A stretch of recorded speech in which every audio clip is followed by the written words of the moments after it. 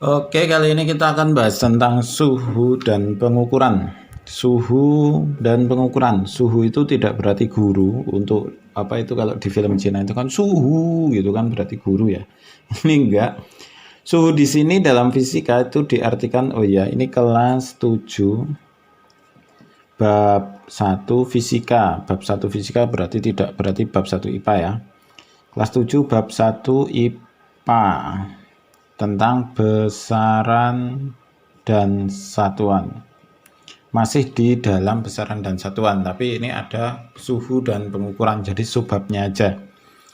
Suhu di sini diartikan dengan derajat panas suatu benda. Jadi benda itu panas atau enggak itu bisa kita bedakan dengan suhu.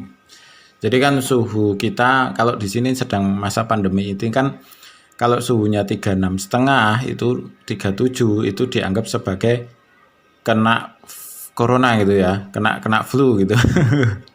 Jadi suhu itu penting banget. Nah, alat mengukur suhu itu adalah termometer.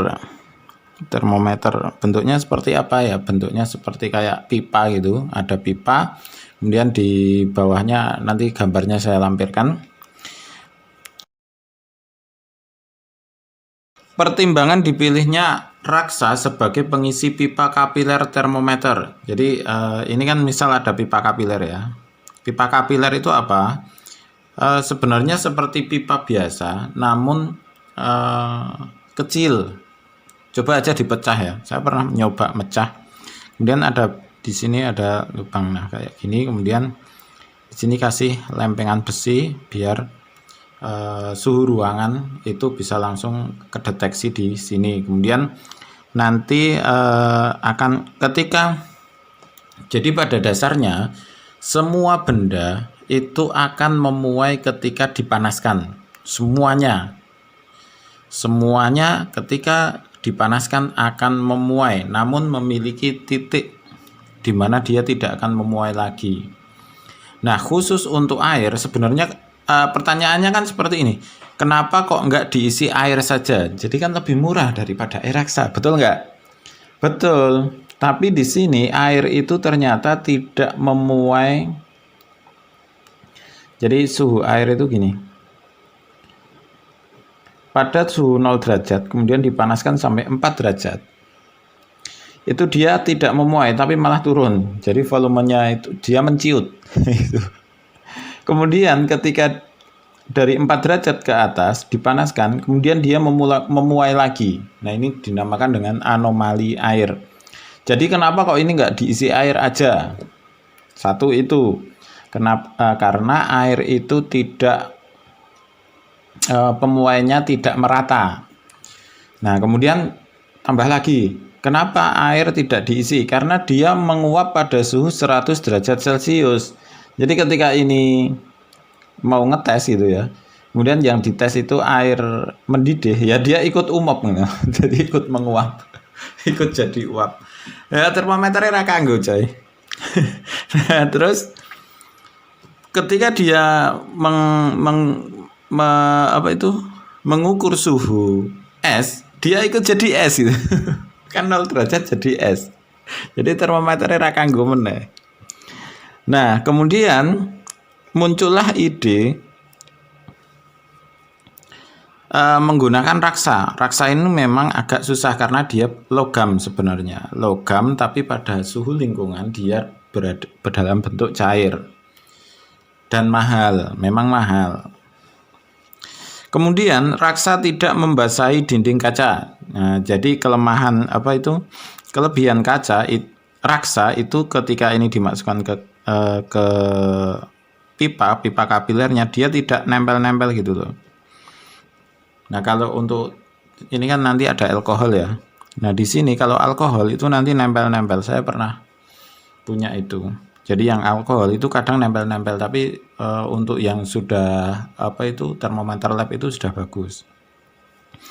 Kemudian raksa merupakan penghantar panas yang baik. Jadi panas yang di sini itu terhantar ke atas ini dengan lebih cepat karena dia sebenarnya logam, kayak cendok gitu. Cendok, garpu, Besi lah gampangannya, besi itu seperti logam. Kita bayangkan logam itu besi, aluminium gitu kan, cepat panasnya itu cepat menjalar itu. Dan kenapa raksa mahal ya? Karena sedikit jumlahnya. Kalau raksa jumlahnya banyak ya murah. Terus kemudian apa lagi? Kalor jenis raksa rendah, akibatnya dengan perubahan panas yang kecil cukup dapat mengubah suhunya. Perubahan panas yang kecil cukup dapat merubah volumenya, ini bukan suhunya, volumenya. Jadi karena apa itu? Kalor jenis raksa. Oh, benar-benar ini suhunya ya. Kalor jenis yang diomongkan bukan massa jenis. Salah ini ya, bukan volume. Nah, kalor jenisnya rendah, jadi akibat perubahan panas yang kecil cukup dapat mengubah suhunya. Jadi gampang panas lah kayak gitu.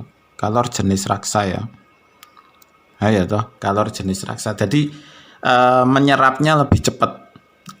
Kalor jenis kan Q Mc delta T. Berarti dengan apa itu kalor yang kecil dia cukup merubah suhu, kan rumusnya ini. Q sama dengan Mc delta T. Nah, ini delta T-nya kan perubahan suhunya. Kalau ini kecil, kalornya ikut kecil. Kalor yang dibutuhkan untuk merubah suhu itu kecil. Jadi hal yang ngomong ke susah coy. Jadi intinya ada perubahan panas sedikit saja, dia ikut gitu. Jadi tanpa menyerap energi yang terlalu banyak. Nanti akan dipelajari di kelas 2 tentang kalor. Jangkauan ukur rangsa lebar karena titik bekunya itu negatif 39 dan titik didihnya 357 derajat. Jadi kalau raksa digunakan untuk mengukur air membeku, es gitu ya. Es gampangannya lah, air membeku itu es. Dia bisa, kenapa? Karena dia akan membeku pada suhu negatif 39 derajat. Dan ketika untuk mengukur air panas, air mendidih, kan 100 derajat. Dia bisa karena apa? Karena dia akan mendidih pada suhu 357 derajat Celcius. Jadi mendidih panas banget. Panas banget. Nah, inilah kenapa raksa menjadi pilihan termometer terbaik untuk di daerah tropis. Untuk di daerah maksudnya Indonesia gitu kan tropis ya, daerah panas. Nah, kelemahannya adalah ketika untuk mengukur suhu di daerah yang dingin seperti di kutub gitu. Saya belum pernah ke kutub ya. Belum tahu lunga-lunga. Lungane paling pol metu saka Jawa ke meng Bali ro Madura. Nah, udah itu itu paling jauh. Nah, terus maka karena di daerah kutub itu susah digunakan raksa, jadi dia sudah membeku, maka di daerah dingin itu menggunakan alkohol. Karena memiliki titik beku yang lebih rendah, yaitu min 114 derajat Celcius. Jadi untuk daerah dingin itu lebih cocok dengan menggunakan termometer alkohol. Nah, di termometer alkohol ini juga bisa diwarnai. Jadi kalau menemukan termometer dengan warna merah, itu artinya termometer alkohol. Biasanya diberi warna merah.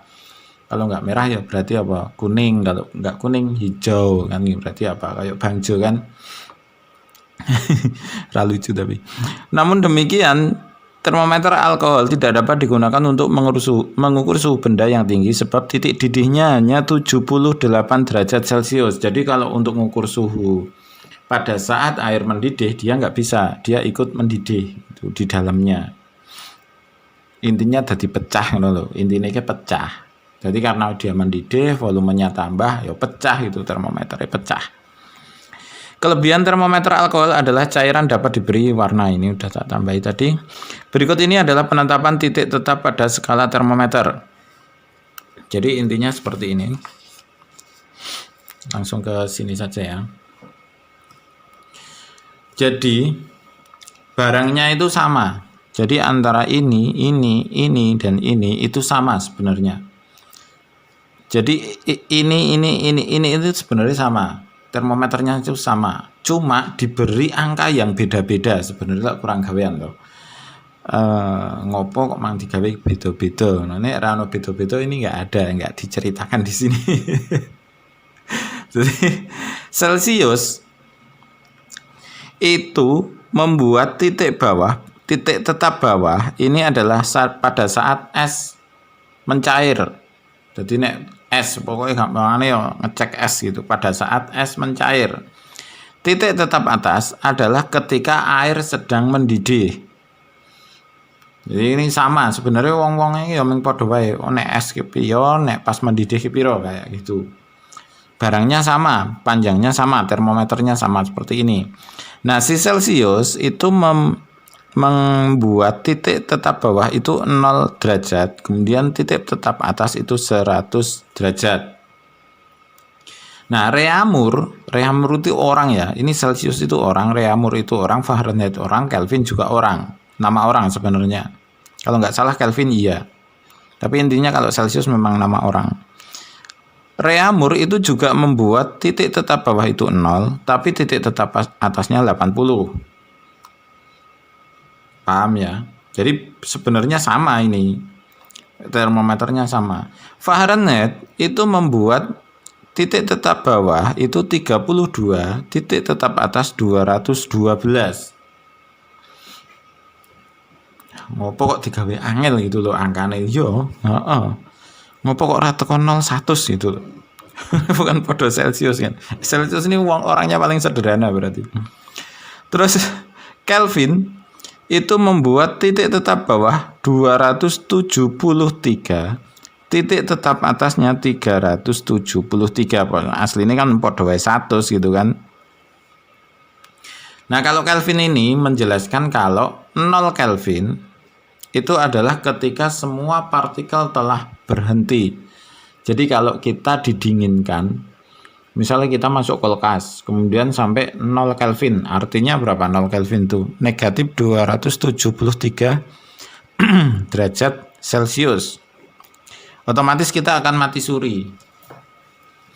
Jadi kayak film SpongeBob kalau SpongeBob melebu kulkas, SpongeBob itu masuk kulkas, kemudian tiba-tiba keluar kulkas sudah jadi zaman robot gitu loh. Jadi ada kan cerita-cerita seperti itu dan memang sudah terbukti bahwa kodok didinginkan, kemudian setelah beberapa hari dipanaskan dia hidup lagi gitu. Dan kemarin saya juga baca kasus kalau pada saat musim dingin ada orang yang kedinginan kemudian membeku, kemudian setelah itu diangkat dipanaskan dia hidup lagi gitu. Jadi manusia itu bisa didinginkan kalau teorinya ya ini ya, teorinya itu ketika didinginkan jadi negatif 273 derajat Celcius dia akan membeku secara totali sampai ke partikelnya juga tidak ikut bergerak. Ini cerita dari Kelvin dan saya juga belum membuktikan. Jadi ini tugas kalian selanjutnya untuk membuktikan itu. Oke, ini kalau diceritain satu-satu tapi saya nggak hafal ceritanya apa gitu. Jadi intinya adalah Celsius itu bedanya di sini 100. Reaumur itu membagi ini loh, ini jadi 100. Reaumur itu dibagi-bagi skalanya jadi 80. Fahrenheit itu dibagi-bagi 180. Kelvin dibagi-bagi jadi 100. Jadi intinya itu sebenarnya perbedaan antara termometer Celsius, Reaumur, Fahrenheit dan Kelvin. Apakah saya bisa membuat termometer sendiri? Bisa. Misalnya ini termometer Hasan. Ya. Di sini saya pengen titik didihnya yang sangat rumit. Titik tetap bawah itu pada saat es mencair itu saya buat menjadi 1,87,25. Nah, biar kelihatan pinter itu. Titik tetap atasnya saat air mendidih saya buat menjadi 2,13567. Nah, ini berapa? Wah, dihitung dhewe aku ya melu mumet. Jadi intinya adalah kita bisa membuat termometer kita sendiri. Jadi ini ada termometer kita buat skala sendiri gitu. Engko insya Allah bingung dewe itu ya. Oke. Bukan cerita. Perbandingan skala antara termometer Celcius, termometer Reaumur, termometer Fahrenheit. Jadi seperti tadi di gambar ini. Jadi perbandingan skalanya itu kan 180 sama 180. Kita coret aja, kita bandingkan. Ini coret. Coret nolnya dulu ya, nolnya coret. Berarti 10 banding 8 banding 18. Kita bagi dua semuanya, 5, 4, 9. Jadi perbandingannya adalah 5, 4, dan 9. Oke, paham ya? Paham lagi. Paham, paham ya udah. Dengan memperhatikan titik tetap bawah 0 derajat Celcius, 0 derajat Reaumur, 32 derajat Fahrenheit, maka rumusnya jadi ini. Celcius itu 5/4 kali Reaumur. Kayak ini loh, dari ini loh. Jadi kan perbandingannya ini.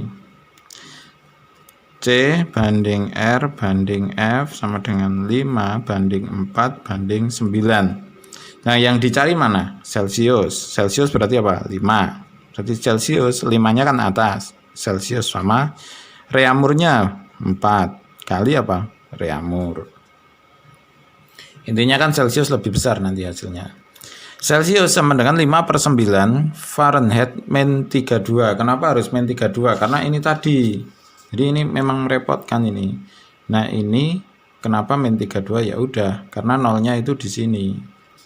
Jadi harus dikurangi 32. Kalau nggak hafal nanti dihafalkan rumusnya aja. Celcius sama dengan 4/9 Fahrenheit min 32. Ini itu lagi. Oh, Reaumur ya ini. Ini Reaumur ini. Salah ya. Reaumur sama dengan 4/9 Fahrenheit dikurangi 32. Nah, kalau saya karena menghafalkan rumus ini agak kesusahan. Kesusahannya di mana? Nanti ini harus mencari Fahrenheit, tapi yang diketahui Celcius. Itu membingungkan sekali. Maka kita buat rumus sederhana seperti ini. Ini sebenarnya rumus gradien untuk matematika. X min X1, X2 min X1, Y min Y1, Y2 min Y1. Penjelasan di video tutorial. Nah, ini sedang kita jelaskan di sini. Kita coba ya, seperti ini. Misal ya. Nah, pertanyaannya seperti ini. Reaumur dulu, kan gampang ya. 40 derajat Celcius sama dengan titik-titik Reaumur gitu. Derajat Reaumur. Ini contoh biar mudah. Nah, yang kita hafalkan sebenarnya cuma ini Celcius, ini Reaumur. Artinya apa? Ini 0, ini 100, ini 0, ini 80 gitu kan. Nah, di sini yang diketahui apa? Ini 40 derajat, di sini berapa gitu kan. Nah, anggap aja C ini adalah X, di sini adalah Y. X1 itu bawah, X2 itu atas, di sini X. Nah, di sini adalah Y1, Y2. Berarti 2 itu yang atas. Kita tulis rumusnya ya. X min X1 per X2 min X1 sama dengan Y min Y1, Y2 min Y1. Ini rumusnya cuma satu ini tok. Cuma terus kita gambar. X-nya berapa? 40 kita masukkan. X1-nya berapa? 0. Kan gampang toh? X2-nya berapa? 100. X1-nya 0. Y-nya berapa? Dicari. Y1-nya 0. Y2-nya berapa? 80. Dikurangi Y1, 0. Sekarang kita hitung. 40 min 0, 40. 100 min 0, 100. Y min 0, Y. 80. Min 0, 80. Kemudian kita kalikan ini. Jadi perkalian silang. Y kali 100. Jadi ini dikalikan ini ya. Sama dengan ini kali ini. Perkalian silang. 40 kali 80. Berarti Y berapa? Ini dibagi ini. 40 kali 80 dibagi 100. Nolnya kita coret. Berarti berapa? 32 derajat Reaumur. Kan gampang ya. Nah, sekarang biasanya yang bikin susah itu adalah yang Fahrenheit. Kita coba pakai rumus itu ya. Jadi kita nggak usah ngapalin rumus yang tadi, mana rumusnya? Ini rumusnya jadi banyak banget karena ini dibalik-balik. Kita coba lagi, misal berapa? 40 derajat Celcius, kok 40 lebih nggak apa-apa ya. Ini Fahrenheit. Kita tulis di sini.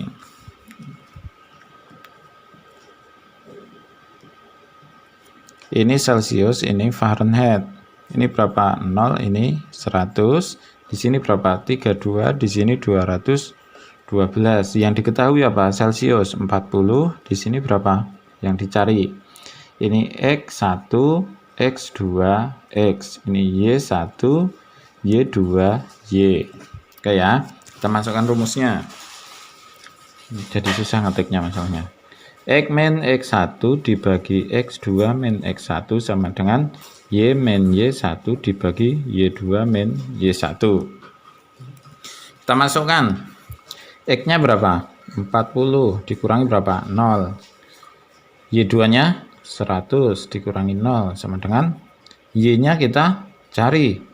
Y min Y1-nya di sini 32 per Y2-nya berapa? 212 min 32. Nah, ini agak beda nggak semudah tadi ya. Berarti berapa? 40 per 100 sama dengan Y min 32 dibagi 212 dikurangi 32 berapa? 180. Biar gampang, 4-nya kita coret aja. Berarti berapa? 4 per 10 sama dengan Y min 32 per 180. Perkalian silang seperti tadi. Disilangkan. Nah, caranya gini. Ini itu dalam kurung. Berarti 10 kali Y. 10Y dikurangi 10 kali 32. Berarti berapa? Jadi mengalihkannya satu-satu seperti ini. Berarti 32 kali 10, 320. 4 kali 180. Nah, seperti ini. Aduh. Berarti kita hitung. 10Y sama dengan 4 kali 18 berapa? 18 kali 4. 8 kali 4 berapa? 32 ya. 32. 1 kali 4 72 ya. 720 dikurangi berapa? 320. Berarti berapa?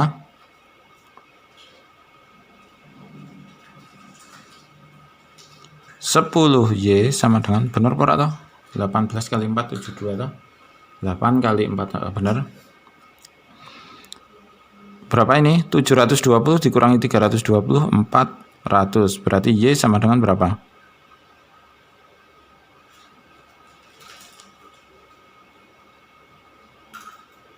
Y sama dengan, coret ya, 400 dibagi 10. Y sama dengan berapa? 40 Fahrenheit. Oh, salah bos, salah ya, makanya kok aneh. Karena ini negatif, dipindah ke sini artinya ini ditambahkan. Sorry.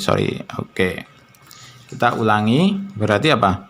10Y sama dengan 720 ditambah 320. Berarti berapa? 1040 ya.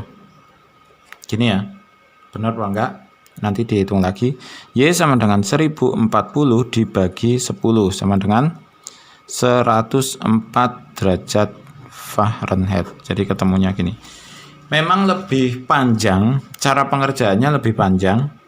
Namun dengan ini kita nggak perlu menghafalkan rumus yang banyak, dan rumus ini akan dipakai secara terus-menerus sampai nanti ke SMA. Jadi nggak rugi untuk menghafalkan satu rumus ini. Oke, kira-kira seperti itu. Terima kasih dan selamat belajar.